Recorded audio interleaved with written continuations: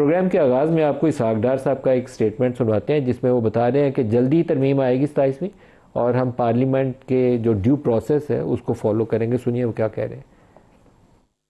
मैंने वैसे पहले क्लैरिफाई कर दिया है, आई अश्योर यू कि ये गवर्नमेंट की ही है, गवर्नमेंट ही आएगी और गवर्नमेंट का ये जिम्मेदारी है कि वो लाए। ये कहीं से पैराशूट नहीं हो रही। ट्वीट मैंने भी देखी बिलावल भुट्टो साहब की, उन्होंने जो एरियाज आइडेंटिफाई किए हैं उन एरियाज पे बात हुई है। जो भी उन्होंने एरियाज आइडेंटिफाई किए हैं, he has not included any area which has not been talked और डिस्कस विद देम। बेहतर होगा कि हम उसको पहले इस हाउस में ले आए। तो मैं अश्योर करता हूँ जी जो भी प्रोसेस होगा दैट विल बी ट्रांसपेरेंट। तो मैं गुजारिश करूंगा, एक ये कि पहले इस हाउस में ले आए, दूसरी मेरी गुजारिश होगी कि इसको कमेटी को रेफर करें ताकि वो फुल पार्टिसिपेशन हो जाए। हम स्टेक होल्डर्स को भी डेफिनेटली डिस्कस करेंगे। खोखर साहब, जो 26 आईनी तरमीम के वक्त एक लतीफ़ा था कि लॉ मिनिस्टर से पूछा गया कि ड्राफ्ट किधर है, तो उन्होंने कहा भी मैंने देखा नहीं। तो आई होप कि अभी तारड़ साहब जो है दोबारा ये बात ना कह दें कि मैंने 27वीं तरमीम का ड्राफ्ट आ जाए फिर बात करूँगा। देखिए, जो मलिक साहब हमारी प्रेजेंट डिस्पेंसेशन है या जो सियासी जमातें इस वक्त हुकूमत में, उनके पास कितनी स्पेस है, उनके पास कितनी लिबर्टी है आज़ादाना फैसले करने की, ये पूरा पाकिस्तान का बच्चा जानता है। वो जो कॉम्प्रोमाइज़ करके आए हैं हुकूमत में इन इलेक्शंस में, जो उन्हें फॉर्म 47 पकड़ाए गए हैं, उन्होंने इसके नतीजे में उनके पास कोई स्पेस नहीं बची। उनको जो इंस्ट्रक्शंस आती हैं उन्होंने वो इंस्ट्रक्शंस मनोअन फॉलो करनी है। ड्यू प्रोसेस का इसहाक डार साहब का आपने क्लिप सुनाया, कौन सा ड्यू प्रोसेस के जहां पर पार्लियामेंट की लेजिटिमेसी के ऊपर सवाल तो है ही है। आज जिस पार्लियामेंट के अंदर खड़े होकर वो तकरीर कर रहे थे उसके अंदर अपोजिशन लीडर की कुर्सी खाली है, सेनेट के अंदर अपोजिशन लीडर की कुर्सी खाली है। लिख के अपोजिशन मेंबरान ने स्पीकर को और चेयरमैन सेनेट को दे रखा है कि जनाब ये अक्सरियत है हमारे पास, अल्लामा नासिर अब्बास साहब होंगे सेनेट में अपोजिशन लीडर और नेशनल असेंबली में महमूद खान अचकजई साहब, लेकिन नहीं है। और इस माहौल में कि जहां पे अपोजिशन लीडर्स का ओहदा खाली है, वहां पर हुकूमत कहती है, ये गैर नुमाइंदा हुकूमत कहती है कि हम 27वीं आईनी तरमीम लेकर आएंगे। तो हम बुनियादी तौर पर जो चीज इस मुल्क में नहीं अप्रिशिएट करते वो किसी भी चीज की इखलाकी हैसियत है। कवानीन की, पार्लियामान की जब तक इखलाकी हैसियत नहीं होगी लोग नहीं तस्लीम करेंगे, लोग नहीं मानेंगे। आप वक्ती तौर पर तो उनको नाफिज कर सकते हैं, वक्ती तौर पर लोगों के गले के से नीचे उनको गुजार सकते हैं जबरदस्ती, लेकिन इवेंचुअली ये चीजें अंडू होनी है। 26 कॉन्स्टिट्यूशनल अमेंडमेंट आप देख लें, उस वक्त हमें यह बताया गया, पाकिस्तान के सामने यह मुकदमा बनाया गया कि जी इंसाफ की फराहमी के लिए बहुत जरूरी है कि ये कॉन्स्टिट्यूशनल बेंच बने। लेकिन नतीजा क्या निकला? नतीजा यह निकला कि आज एग्जीक्यूटिव को मुकम्मल दस्तरस हासिल हो गई है अदलिया के ऊपर, उनकी अपॉइंटमेंट्स के ऊपर। और ये जो बिलावल साहब ने जो ट्वीट की, इसके अंदर 7 चीजों का उन्होंने जिक्र किया जी। प्रॉब्लम में है उमर चीमा और शिबली फराज अच्छे चेहरे हैं तो जेल में क्यों है? देखिए, वो तो अब उनको अपना केस फाइट करना है। देखिए, ऐसा तो नहीं हो सकता कि कई दफ़ा आप अगर मुझसे आप पूछें 15-16 साल की जो लाइफ उनके साथ मैंने गुजारी है, मैं तो शिबली फराज को बहुत अच्छा आदमी समझता हूँ और उमर चीमा को भी मैं बहुत अच्छा, बहुत ज़बरदस्त आदमी समझता हूँ। इसमें मेरी दो राय नहीं है इसके अंदर। सर फिर उनको छोड़ देना चाहिए ना? देखिए सर, मेरा ख्याल है जब ट्रायल होगा तो उनको छूट जाना चाहिए। तो फिर ट्रायल होगा तो तब 2 साल से तो बेचारे अंदर सड़ रहे हैं, ट्रायल करवा दें। उनका क्या है 14 साल जदाई साहब ही रहे थे, ट्रायल हो गए हैं, सजाएं हो गई हैं 10 साल, और सजाएं जिस एविडेंस की बुनियाद पे हुई हैं, सॉरी पुलिस वाले कि वो एक पुलिस वाला छुपा हुआ था मेज के नीचे और उसने सारी साजिश सुनी और उसकी बुनियाद पे सजाएं हो गई। सर वो तो ये अगर एविडेंस होगी, देखिए प्रोसिक्यूशन जो थी उसके ऊपर एतराज, लेकिन जो प्रोसिक्यूशन हुई है 9 मई को बहाना बनाकर इतने लोगों के साथ प्रोसिक्यूशन हुई है कि जिसके बाद फिर उसकी जस्टिफिकेशन रह नहीं जाती। अभी भी मेरे भाई ने जो बात की कि जी फेंटे के लिए तैयार रहें, ये पाकिस्तान के अंदर ये जो अब एक कल्चर बन गया है कि जिसके अंदर नीचे से लेकर ऊपर तक हर बंदे की यही ख्वाहिश है कि मेरे हाथ में डंडा हो और मैं अपने मुखालिफ का बस फेंटे पे फेंटा लगाऊं। ये दायरों का वो सफर है। 90 की दिहाई के अंदर हमने ये फेंटे वाली सियासत देखी और फिर उसके कॉन्सिक्वेंसेस भी हमने देखे। हमने सियासत को वापस अपनी जगह पर लेकर आना है और उसके लिए ये एनवायरनमेंट क्रिएट करनी पड़ेगी कि जिसमें हम फेंटे वाली गुफ्तगू से बचे। सर नहीं, जिसके अंदर नहीं बच सकते। अगर नहीं बच सकते और फिर सारा निज़ाम फ्रैंकली आज ये जितना कॉन्स्टिट्यूशनल अमेंडमेंट 27 की जो बातें हो रही हैं उसके 2 हिस्से हैं मलिक साहब। सर पीटीआई, नून लीग और पीपल्स पार्टी, ये 3 जमातें बराबर की 33% तीनों का हिस्सा दे दें तो 99% इनके हिस्से में आएगा। तीनों बराबर की इस फेंटे वाली सियासत की जिम्मेदार है। तो ये अपना रवैया बदलना पड़ेगा ना। एक बेनिफिशियरी और दो जमातों ने तो इसकी कीमत जब अदा की तो उसके बाद वो 2006 में बैठे और उन्होंने आपस में एक मिसाक जमहूरियत सुधरे नहीं, ये बात ठीक है। वो दोनों जमातें नून, वोट को इज्जत दो, मिसाक जमहूरियत, पीपल्स पार्टी, सारे पीछे हट गए। अगर आज हमने पाकिस्तान को आगे लेके जाना है तो हम सियासी मुखालिफ आपस में जरूर रहेंगे लेकिन सियासी दुश्मन नहीं बनेंगे। यही फॉर्मूला है, इसके अलावा आपके पास कोई फॉर्मूला नहीं है। आज मुल्क के अंदर पॉलिटिकल टर्मोइल है। इस टर्मोइल की वजह से आपके लोग जवान मुल्क छोड़कर जा रहे हैं, आपकी इकोनॉमी दगरगू हालत में, आपके पास बेरोजगारी की इंतहा है। ये पॉलिटिकल टर्मोइल जब तक नहीं खत्म करेंगे कोई इन्वेस्टमेंट नहीं करेगा आपके मुल्क में। फॉरेन कंपनीज आपको, बड़ी बड़ी कंपनीज आपको छोड़ के जा रही हैं। आज मैं एक आर्टिकल पढ़ रहा था कि जिसके अंदर पाकिस्तानी बिजनेसमैन ये मुल्क छोड़कर जा रहे हैं, श्रीलंका में इन्वेस्ट कर रहे हैं, दुबई में फैक्ट्रियां लगा रहे हैं, अपने मुल्क में क्यों नहीं? सर वो तो एक फंडामेंटल अब ये रियलिटी है कि पाकिस्तान में manufacturing is not a viable business, क्योंकि आपकी एनर्जी की कॉस्ट इतनी ऊपर चली गई है, टैक्स रेट्स इतना ऊपर तो ये सारा इसी वजह से है मलिक साहब कि हम पाए का साइज नहीं बड़ा कर सक रहे। अभी अगर हम एनएफसी की बात करते हैं जो कि 27वीं तरमीम का हिस्सा है, तो उसके अंदर सबसे पहली चीज वफाक ने अगर अपना मुकदमा सूबों के सामने रखना है तो वफाक पहले ये बताए अपनी शाखर्चियां कम की हैं, सदर हाउस का खर्चा बढ़ जाए, वजीर आजम का हाउस का बजट बढ़ जाए, स्पीकर की तनख्वाह बढ़ जाए, चेयरमैन सेनेट की बढ़ जाए, वुजरा की तनख्वाहें बढ़ जाएं, पार्लियामेंटेरियंस की बढ़ जाएं, आप 1000 अरब रुपए से ऊपर स्टेट ओन एंटरप्राइजेस में जाया कर दें और फिर कहें ओ नहीं हमारे तो खर्चे नहीं पूरे हो रहे तो सूबों का हिस्सा भी ले लो उनसे, ये बात कोई नहीं मानेगा। आपको पहले खुद करके दिखाना पड़ेगा कि आप फिस्कल डिसिप्लिन के लाने के लिए सीरियस हैं। आप बैंकों से कर्जा लेना छोड़ें, सर वो आप खत्म कर नहीं रहे। कोई बड़ी रिफॉर्म इनिशिएटिव ले ही नहीं सकी, रिफॉर्म है ही नहीं और वो कर भी नहीं सकेंगे। और फिर जो बाकी मानदा जो निजाम है उसके अंदर आप इंडिपेंडेंस ऑफ जुडिशरी को बिल्कुल ही खत्म कर रहे हैं। अब ये जो तीन बातें हैं, कॉन्स्टिट्यूशनल कोर्ट, फिर उसके साथ जो जुड़ी बात है कि ट्रांसफर ऑफ जजेस हाई कोर्ट के, और फिर उसके साथ एग्जीक्यूटिव मैजिस्ट्रेसी। अब एग्जीक्यूटिव मैजिस्ट्रेसी जो है ये अंग्रेज के दौर का कानून था और एग्जीक्यूटिव मैजिस्ट्रेसी में होगा क्या, थोड़ा एक्सप्लेन कर दें कि वफाकी हुकूमत को और सूबाई हुकूमतों को इख्तियार मिल जाएगा? इख्तियार मिल जाएगा कि किसी भी शख्स को अंदर कर दें। बिल्कुल। अंग्रेज के दौर के अंदर यह कानून था कि क्योंकि उन्होंने एक रियाया के ऊपर हुकूमत करनी थी तो रियाया को किसी भी वक्त कोई शख्स भी अगर कोई बात ऐसी करता है जो ताजे बरतानिया के लिए मुवाफिक नहीं है तो उसको अंदर कर दें। तो हम रियाया तो नहीं है। और आपका आइन का जो बुनियादी स्ट्रक्चर है वो सेपरेशन ऑफ पावर्स की बात करता है कि किसी इदारे के पास इतनी ताकत नहीं होगी कि वो मतलब अनान बन जाए। सेपरेशन ऑफ पावर्स को आप तबाह बर्बाद कर रहे हैं। आइन का आर्टिकल 175(3) है। ये भी सुप्रीम कोर्ट बार के जो सदर थे हारून साहब, उन्होंने भी एग्जीक्यूटिव मैजिस्ट्रेसी के हवाले से यही बात की।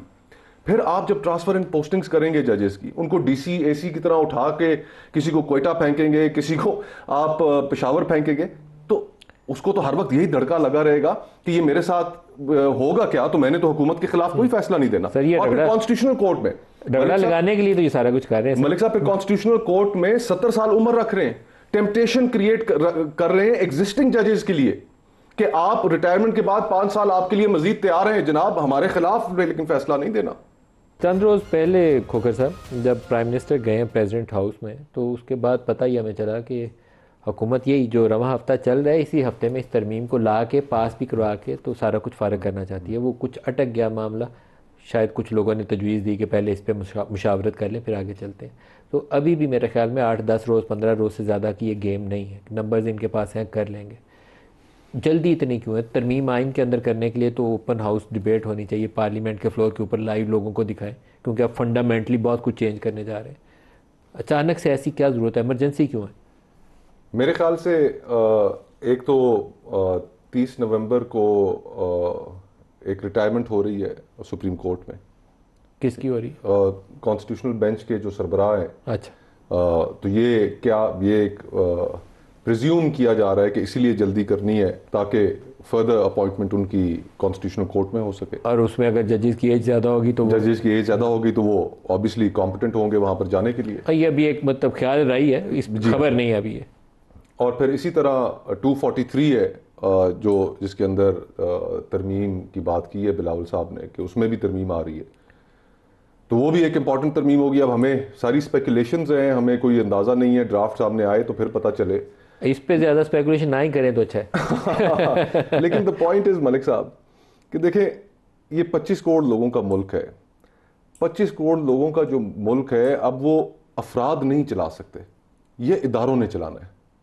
इदारों को हमें मजबूत करना पड़ेगा, हमें निज़ाम इंसाफ जुडिशरी को मजबूत करना पड़ेगा, ना कि उसको सबसर्विएंट एग्जीक्यूटिव अपने हाथ में कर ले। हमें पार्लियामान को मजबूत करना पड़ेगा, हमें पार्लियामान को वो स्पेस देनी पड़ेगी। सर इसमें एक मेरा सवाल है, मैं बहुत से लोगों से पूछता हूँ, मैं आज तक तसल्ली खुद को भी कन्विंस नहीं कभी कर सका। मैं महसूस करता हूँ कि पार्लियामान को ताकत देने के लिए मैं और आप बाहर से बैठ के सवाल जवाब करके बड़ी अच्छी बातें करके कुछ कह सकते हैं, लेकिन पार्लियामान को अपना इख्तियार खुद असर्ट करके लेना। जो पार्लियामेंट के अंदर लोग बैठे हैं, अगर वो सबसर्विएंट रहे ना, उनको तरजीह है, क्योंकि उस रहने से उनको वो सामने वाली कुर्सी मिल जाती है।